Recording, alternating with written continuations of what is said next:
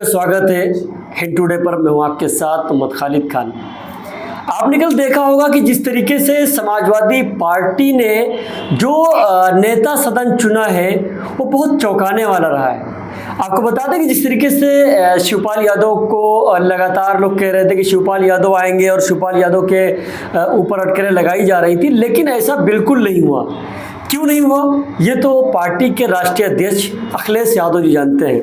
अब आपको बता दें कि जिस तरीके से पीडीएफ ने नारा तो देता है पिछड़ा, दलित और उसके बाद में अल्पसंख्यक, लेकिन जब बात आती है समानता की, जब बात आती है बराबरी की, तो दूर दूर तक नजर नहीं आता है।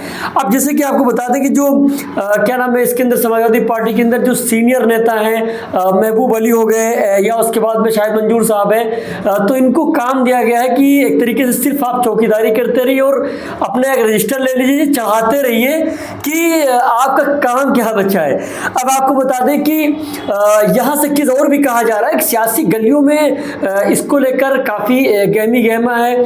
तो इसके ऊपर एमआईएम के कुछ नेताओं ने ये भी जो है टिप्पणी की है कि मुसलमान जो है समाजवादी में इसलिए रखा गया कि सिर्फ उसका काम है दरी बिछाना और चटाई बिछाना, जो कि 2022 के अंदर लगातार ये कहा जा रहा था कि मुसलमानों से हमेशा दरी और चटाई बिछाई गई है। अब एक सीनियर जर्नलिस्ट हैं परवेज अहमद, उन्होंने अपने सोशल मीडिया एक्स के ऊपर एक ट्वीट किया है। मैं आपको पढ़ कर सुनाता हूँ कि उन्होंने क्या कहा, फिर आपको मैं उसके आगे बताता हूँ। उसके बाद उन्होंने लिखा, परवेज अहमद ने लिखा है कि सफाई तनख्वाही कर रहे हैं विधानसभा में 4 में से 2 मुसलमान बनाए गए, ये उन्होंने लिखा। उसके बाद लिखा है कि अब सबकी भूमिका बता दें कि ताकि तनख्वाहियों को विधिक ज्ञान हो जाए, अंधभक्त मुसलमान इस मनोनय का सच भी जान जाए।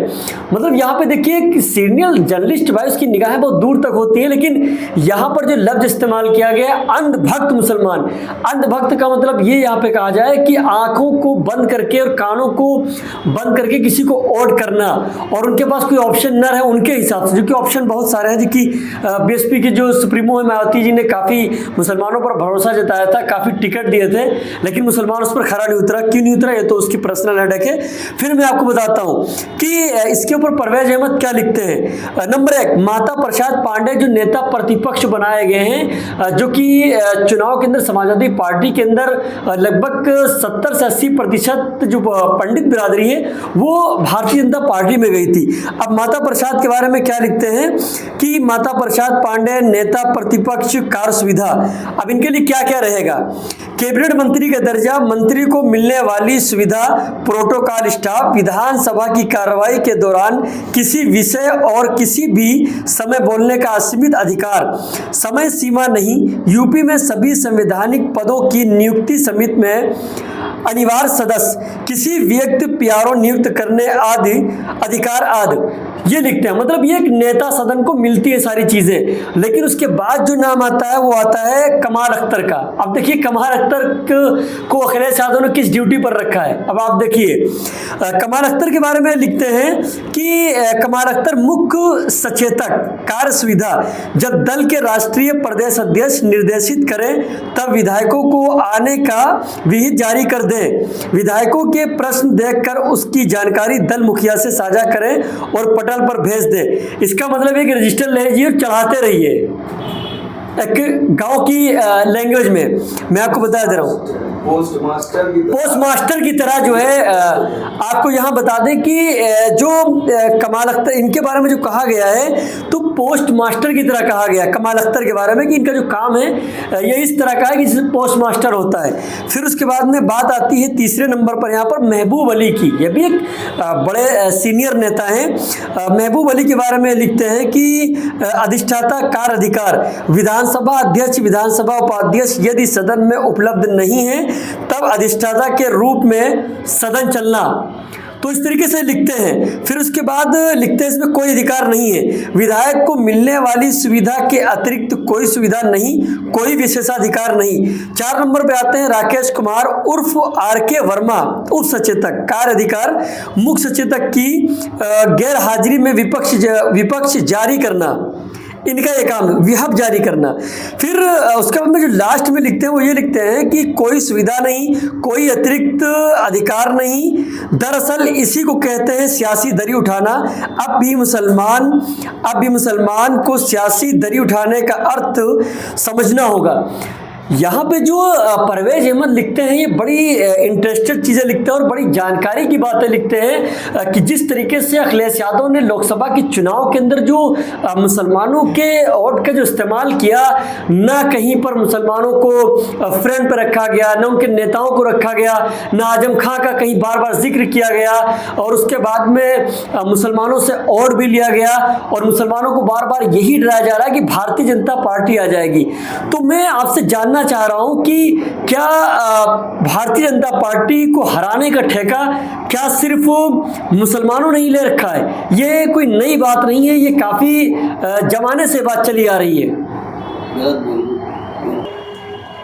आपको एक चीज़ और बताना चाहेंगे, आपकी जानकारी के लिए, शायद आपको ना पता हो, जिस तरीके से मुसलमानों के और की बात तो कही जा रही है, लेकिन मुसलमानों को किस तरीके से बहलाया जा रहा है। आपने एक तस्वीर देखी होगी कि योगी आदित्यनाथ के साथ में चाय नाश्ता चल रहा है, साथ में चाचा भी उनके मौजूद है, चाय नाश्ता चल रहा है। उसके बाद में भी जो पांडे जी बनाए गए हैं नेता प्रतिपक्ष, वो भी गुलदस्ता दे रहे हैं। तो कहीं ना कहीं ये आपस में जो साठगांठ है इनकी, जो मिली जुली जो इनकी सरकार है, जो जिस तरीके से ये बात करते हैं, तो वो चीज़ें बिल्कुल साफ तौर पर वो सामने आ गई। कल से इसकी चर्चाएं काफ़ी तेज हैं, लेकिन मुसलमानों को क्यों आखिरकार डराया जा रहा है? उनको ये कहा जा रहा है कि अगर समाजवादी सरकार नहीं आई तो भारतीय जनता पार्टी की सरकार जो है बड़ा कहर ढाएगी, लेकिन दूसरी तरफ चाय नाश्ता चलता है और उसके बाद में एक तरफ मुसलमानों को डराने की बात कही जा रही है। फिर उसके बाद में एक तरफ जो है स्वर्गीय मुलायम सिंह यादव जी वो जो है प्रधानमंत्री के कान में ये कह रहे हैं कि बेटा है थोड़ा ध्यान में रखिएगा, इस तरीके से वो भी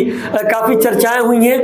लेकिन यहाँ पर मैं एक चीज आपको बता दूं कि इसी की तुलना में बात कही जाए बीएसपी की, अगर मायावती जी की, तो मायावती जी ने जिससे गठबंधन किया है कभी तोड़ा नहीं है और जिससे उनके मामले होते हैं बड़े साफ सुथरे होते हैं। गठबंधन को इस्तेमाल बसपा सुप्रीमो मायावती एक ऐसा चेहरा है कि आपने देखा होगा कि उनसे लोग मिलने आते हैं, लेकिन वो जल्दी किसी के पास मिलने नहीं जाती क्योंकि उनके मामलात बड़े साफ सुथरे होते हैं। अभी आपने हाल ही में देखा होगा कि मंचों से गालियां बकने वाले लोग वो जो है अडानी की, उसकी अंबानी के लड़के की शादी में पहुंचे हुए थे और उसके बाद में बातें करते हैं यहाँ पर कि इन लोगों ने देश को लूट लिया, बर्बाद कर लिया। तो यहाँ पर पब्लिक को और जनता को समझना चाहिए, खासतौर से जो मुस्लिम कम्युनिटी के लोग हैं जो अंधभक्त बने बैठे हैं, जिसका जिक्र सीनियर जर्नलिस्ट परवेज अहमद ने अपने ट्विटर पे किया है। तो यहाँ आंखें खोलनी होगी और उसके बाद में कानों से सही सुनना पड़ेगा कि आखिरकार हमारे लिए यहाँ बेहतर कौन हो सकता है, हमारी शिक्षा के लिए बेहतर कौन हो सकता है। तो लगातार इन सब चीज़ों को देखना होगा, गहराई में जाना होगा और आंख बंद करके अंधभक्ति से काम नहीं चलता है। लगातार हमारी वीडियो को देखते रहिए, फॉलो करते रहिए, सब्सक्राइब करते रहिए।